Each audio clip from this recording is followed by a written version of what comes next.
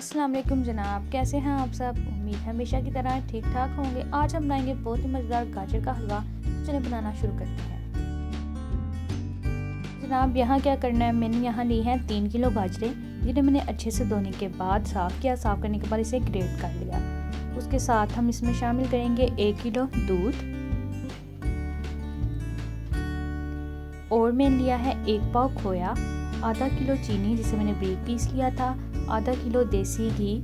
आप चाहें तो दूसरा घी भी शामिल कर सकते हैं। उसके साथ ही बादाम शामिल करेंगे अपनी मर्ज़ी के मुताबिक, और इलायची पाउडर 1 चाय का चम्मच।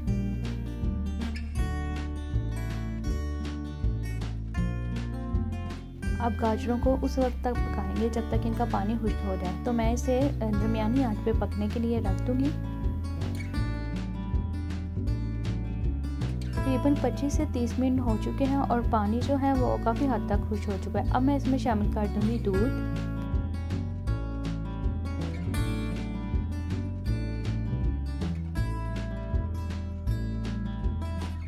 शामिल करने के बाद इसे अच्छे से मिक्स करेंगे, और मिक्स करने के बाद इसे दरमियानी आंच पे पकने के लिए रख देंगे ताकि दूध खुश्क हो जाए। ये हलवा बहुत मज़े का बनता है, बिल्कुल वही टेस्ट होता है जो कि बाजार का होता है। दूध मिक्स हो गया, अब इसे कवर कर देंगे। 15 से 20 मिनट हो चुके हैं और दूध तकरीबन खुश्क हो चुका है। अब हम इसमें शामिल कर देंगे चीनी। अगर आपको लगे कि चीनी कम है, आप अपनी मर्ज़ी के मुताबिक इसमें और चीनी शामिल कर सकते हैं।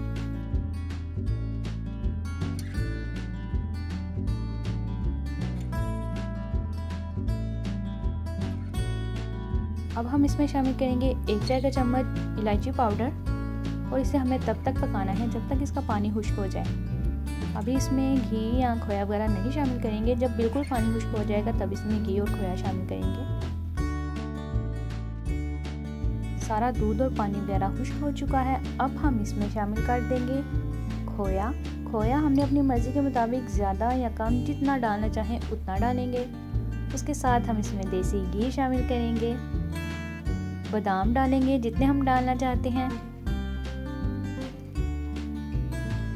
बहुत ही मज़ेदार ये हलवा बनता है, हमारे घर में हर सर्दियों में ज़रूर बनता है।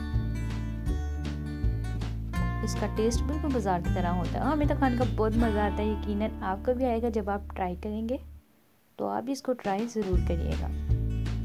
इसे अच्छे से हम मिक्स करेंगे। आ रही है ना वही मज़ेदार सी लुक जो कि बाजार की होती है।